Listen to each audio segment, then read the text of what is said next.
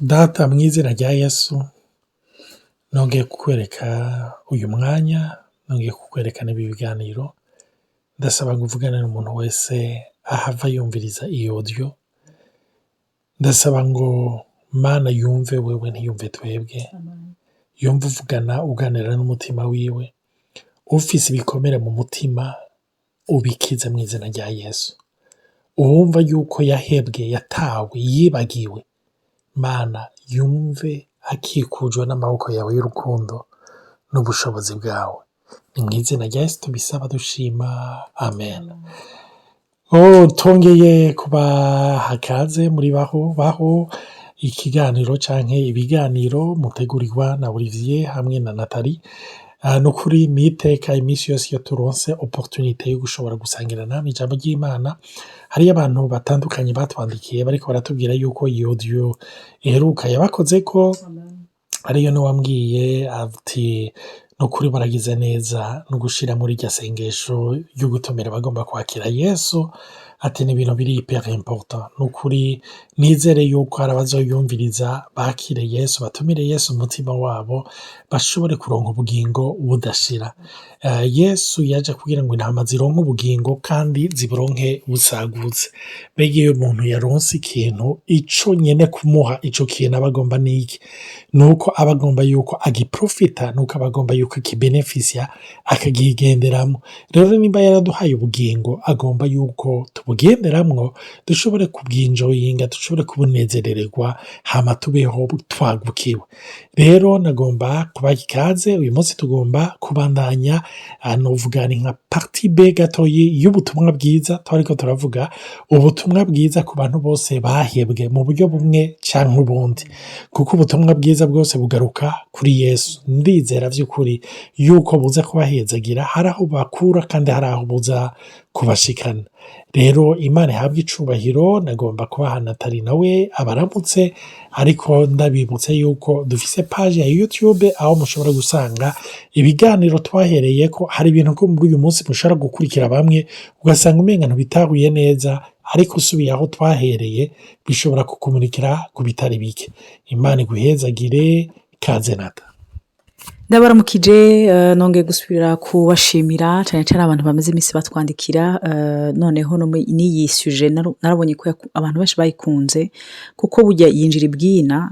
Nkuko Olivier yabivuze, en fait nta muntu n'umwe atigeze ahura n'ibibazo, atigeze abandone. Nivyo uburemere bwabyo burashobora kuba butandukanye bivanye n'ubuzima bw'umwana w'umuntu, mugabo uko biri kose ico kibazo cyo kumva umenga warahebwe kirashikira abantu bose. Rero nukuri ndashaka gushimira abantu benshi bamaze imisi banatumira n'abagenzi babo basaba ngo tubahe ama audio tubashe muri groupe.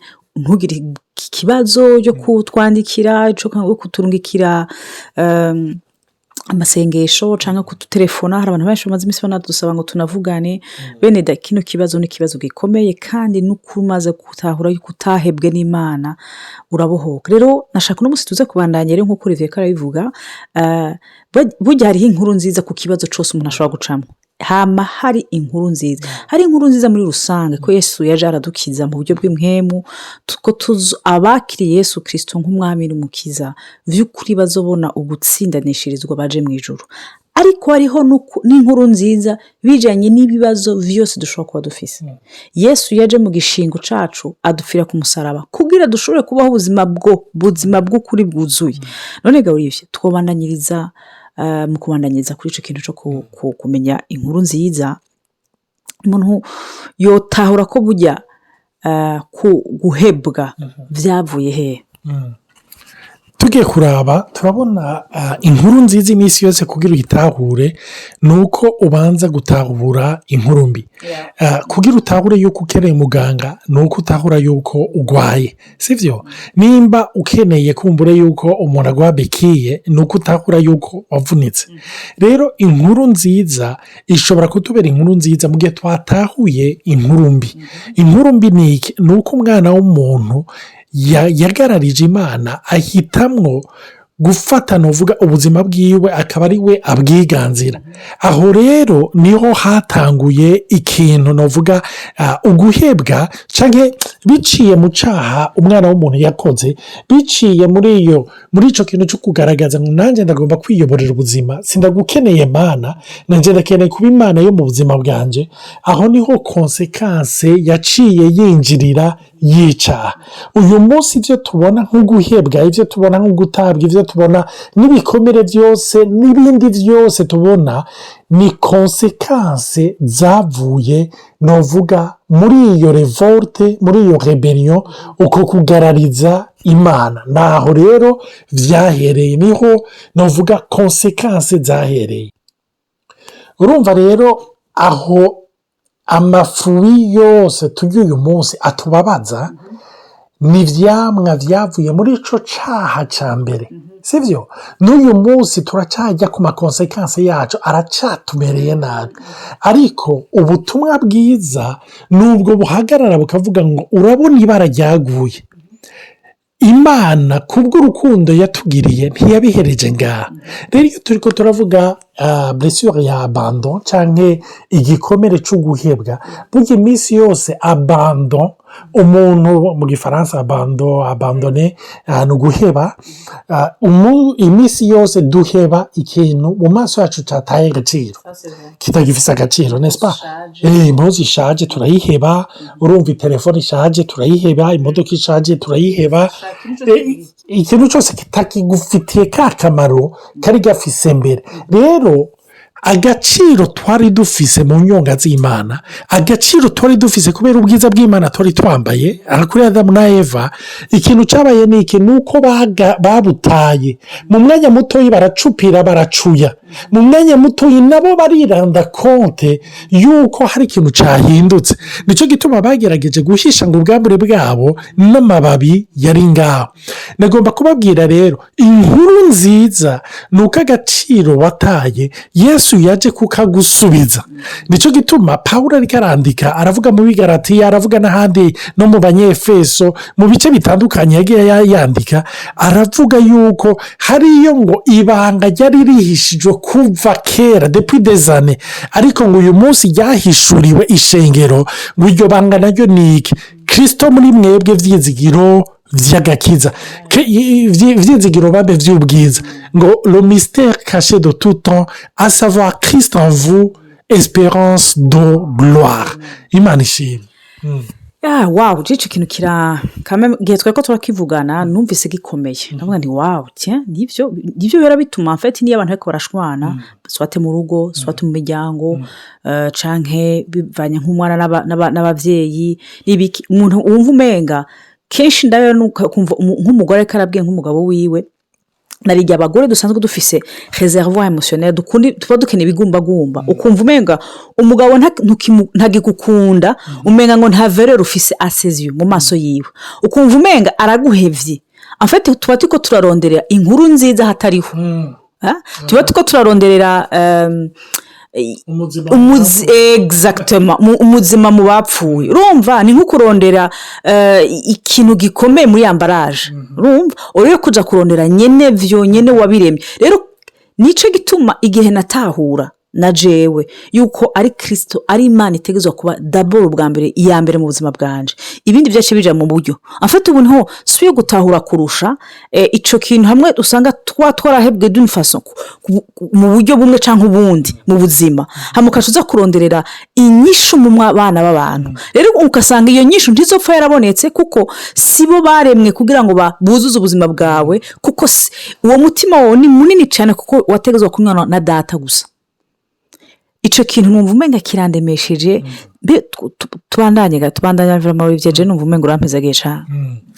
Rero iyo nkuru nziza nuko abo bari baratakaje agaciro baragerageje kuyikiyambika mu buryo butandukanye, ariko iminsi yose bakirotruva ako gaciro k'abana b'abantu kameze ngo nk'impuzu yishaje. Ako gaciro k'abana b'abantu baravuga ngo la gloire de l'homme ngo imeze ngo nk'amashugwe cyangwa nk'amababi ngo izuba rirayacako ngo akaca yumagana. Donc nuko nyene twaragerageje mu mastrategeme amastrategie yose kugira ngo dushobore kuretrouva cyangwa kurekuvra iyo gloire, ariko turahusha biranga. ni en fait umenga turiko dukora rero nka kujya kwa Adamu na Eva igihe baheze gucumura bari baciye bagerageza kurondera amababi ngo bifuke, ariko urumva n'ivy'akanya gato. Rero dukoresha idini, inkuru batubwiye, culture, indero, ivyo twumvise byo two tunyegeza en fait ca kindi bwina cuzuzwa gusa n'Imana cyane. Uriko uravuga ivyo vy'idini niki? Burya iyo tuvuga idini novuga ni système de pensée, ni ukuvuga ni mpwemu y'isi iri inyuma ipusa cyangwa isunika abantu gushira mu ngiro ibintu bimwe bimwe, ibintu bitandukanye kugira ngo bashobore kuganya faveur y'Imana cyangwa bashobore gusubira kunaga itoto, basubire kugira agaciro mu maso y'Imana.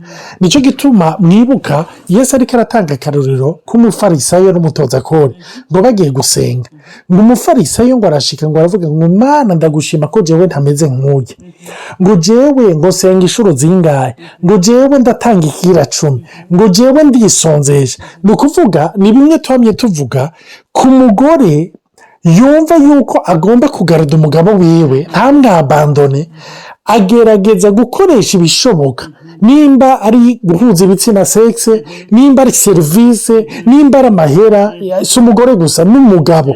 Urumva umwana w'umuntu wese agerageza gukoresha sezatu kugira ashobore kugarura retreme cyangwa uwo muntu atinya yuko yomwabandona. Nico kimwe n'idini. Idini ni ibintu rikwigisha gushira mu ngiro kugira ngo iyo mana sivyo retre supreme ntiguhebe ntikwabandona, kuko muri twebwe turafise ADN twibutsa yuko hari ahantu twabaye abandone. Urumva tugaca tugerageza kwisudira mu nkomezi zacu, mugabo iminsi yose tukiranda konte yuko iyo sudire yacu idafashe, ntifashe, ntimeze neza. Aho rero niho Yesu yazanye ubutumwa bw'Imana. Nagomba kukubwira tuvugane ukuri, wowe ukijijwe umaze imyaka ukijijwe, mbega uyu munsi uracyaryohera ubutumwa bwiza cyangwa urindiriye kupfa uje mu ijuru ngo n'ubwiza bw'Imana? Ivyisi biraruhishije. Murabona za ndirimbo sitwe tuzobona turatashi iwacu bene da nivyo. Iya aussi une bonne nouvelle par rapport yige tuzotaha tukakigwa n'uyo yadukunze n'uwo yadupfire tukamubona amaso mu yandi. Na Paulo aravuga ati il me tarde de partir, donc ndakeneye kwihuta, ndakeneye kugenda. Ariko nagomba kukubwira mbingaha ubu butumwa bwiza bwo babicyo kuryoheye cyane ni bwa bundi iminsi yose iri kurabuvuga n'amarira acatemba wibuka hamwe muri 89 muri 2004 igihe wakizwa. Ariko nagomba kukubwira n'uyu munsi aragomba yuko uryohererwa ubutumwa bwiza. Kubera iki? Kuko agaciro wataye Kristo wenyene ni wakakugarurira. Nico gituma ku musaraba yavuze ngo tata data umpebesheje niki. Rijya sengesho yarigize kugira ngo mu kanwa kawe iryo sengesho rivemwo une fois pour toutes, kugira ngo ntiyakagira umwana w'Imana umuhungu n'umukobwa wa Yesu asubira kuvuga ngo mbega ko Imana yantaye ngo kumenga yameze. Nagomba kukubwira yagize iryo sengesho Yesu ku musaraba kugira ngo wewe iryo sengesho risubirirwe n'irivuga ngo data kunkuda gose, data ko umenga ibi bintu nkoreye birandengeye. Nico gituma Dawidi burya aho ijambo ry'Imana rivuga yuko ngo afise umutima selon Dieu, nuko yarahishuriwe ivya Mesiya. Ugiye kuraba no mu mapsome aravuga donc l'esprit de la grâce était sur lui. Donc urabona yuko muhemu yamutwara akabona ubwo buntu bw'Imana mu buryo buhebuje bukomeye. Donc nico gituma avuga ngo oui, le bonheur et la grâce vont m'accompagner tous les jours de ma vie. Ngo nivyo ivyiza no kugirirwa neza n'imbabazi zuhora ngo zizonyomako. Ndagomba kukubwira umve suku kwa abandona akomako ntiyiteze kuguta, ntiyigeze kuguheba. haleluya. Nico gituma hariyo intahe nabemereye rafa pase, hariyo umukozi w'Imana yitwa Sadhu Sundar Singh. Uwo mukozi w'Imana yari umuhindi. Umunsi umwe kumbure nzobabwira amateka yiwe, ariko umunsi umwe yagiye ahantu muri village basenga ibigirwamana, bizera ibi mu Buhindi nyene bizera ibintu vy'ibigirwamana bitagira umutwe n'amaguru. Hama ashitseyo baca baramufata komi yaratangiye kuvuga iyindi mana, bumva yuko ariko ararumetankoze ivyo bindi bizera. Hama umuherezi mukuru wavyo le prêtre w'ico kidini yari arimwo, ikintu cabaye ni iki, nuko bamufashe baca bamugenda baramuvuna amaboko. Bamuvunye amaboko baca bamuterera ahantu mu Gisumanyenzi mu gipwi, bamutayeyo. Mu vyo yavuze ngo uretse ububabare nagize bwo mu maboko bayavunaguye, nuko bantereyeyo umunuko wari uriyo, kuko abantu bica canke abantu bahama babaterera ngaho, ati yahasanze inyu, yahasanze ibiziga, urumva n'umunuko w'abantu baboze. Aravuga ati umunuko wariyo, numvise umenga ndapfuye n'uwo munuko. Ariko ngo muri uyo mwanya nyene ngo abanture n'ubwiza bw'Imana, présence de Dieu iramanuka ngaho. Beneda, Yesu yavuze, data yavuze ngo sinzoguta. Umve, ntibavuga ngo yavuze, bavuga ngo yararahiye. Haleluya. Yararahiye, il a juré. Amen. Ngo je ne te délaisserai jamais, je ne t'abandonnerai jamais. Sinzoguta, sinzoguheba. Bene data, ntaguta ntaguheba. Kubera iki? Wowe wari gitabwa, Yesu yarakuriye kugira ngo wakigwe. Je nari gitabwa, yarandiye kugira ngo nakigwe. Ubwiza bw'Imana ngo buramufuka, bumaze kumufuka, ico gihe ngo yaramaze iminsi yibaza ngo mbenga ijuru ririhe, ngo cararonka inyishu. Inyishu yaronse niye, ijuru niriri hejuru, ijuru niriri ikuzimu, ijuru niriri mu kibicu, ariko ijuru riraho Imana iri. Kuko muri uwo munuko n'ubwo bubore, presence y'Imana yaraje ngo harakaka. Yumva hari ubumota atigeze yumva hari ubwiza atigeze ye-experimenta. Maze ngo umumarayika w'Imana araza amukorako ku maboko, hama ngo caraduga yapwi. Ashitse bukeye azinduka muri ico gisagara, abantu bavyuka basanga ariko aravuga ubutumwa bwiza. Bagiye gupima amaboko basanga arakomeye. Abantu bose barihana ngaho, uhereye kuri wa mu grand prêtre wabo, aravuga ati wizera Imana nzima, wizera Imana iriho. Nagomba kubabwira bene data, aho ukora baragomba kubona Imana iriho, aho ubaye baragomba kubona Imana iriho. Iyo une bonne nouvelle, uyu munsi ndagomba yuko wakiriye inkuru nziza, ntazoguta ntazoguheba, so na nyoko boguheba, abagenzi bawe boguheba, uwo mwubakanye yoguheba, uwo wavuye mu nda yawe yoguheba, ariko uwakuremye ntazopfa guhevye. Imana ishimwe cyane. Nukuri numva twohereza doyo ku isengesho, kuko numva ari ikintu gikomeye kandi gifise agaciro gadasanzwe. Data, ndagusavye nukuri umuntu wese ariko urumva izi audio abohoke mu izina rya Yesu. Ijambo ryawe rivuga yuko izina rya Yesu ryashizwe hejuru y'ikindi kintu cyose gifise izina. Mana, tuje mu gishingo mu izina rya Yesu. Aho Yesu yavuze ati je te loue Seigneur parce que tu m'exauces toujours. Mana, mu izina rya Yesu uratwishura, wamutwishura kandi ntuzoduheba. Nico gituma muri Kristo Yesu twasubirijwe ikibanza kidasanzwe, tutazotabwa, tutazohebwa, tutazobabazwa, ari kandi tuzokwishura amasengesho yose twashize ari en rapport avec ton royaume. Data, ndasabiye umuntu wese ariko urumva izi audio akire mu izina rya Yesu. Ndashima Mana ko ubushobozi bwawe bumanuka mu bunuke bw'ubuzima bwacu. Ico kintu cose caduteye igisebe, kikitubabaza, kikimota mu kanwa. Hari n'abababara Mana batazi n'ikibababaza Mana. Iyo tristesse twavuze abantu bagendana batazi, ndasavye uwo mu mama, uwo mu papa, uwo muhungu, umukobwa abohoke mu izina rya Yesu.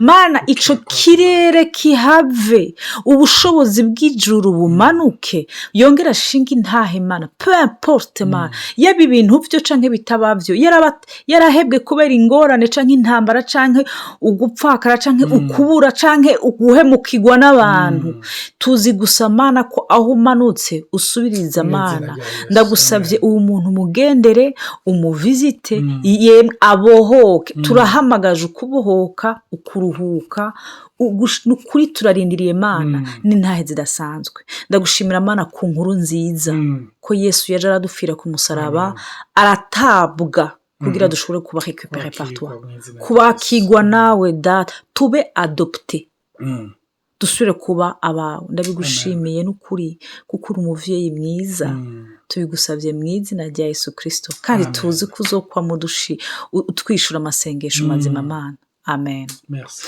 Murakoze cyane mugira umunsi mwiza canke umugoroba mwiza bivanye naho muri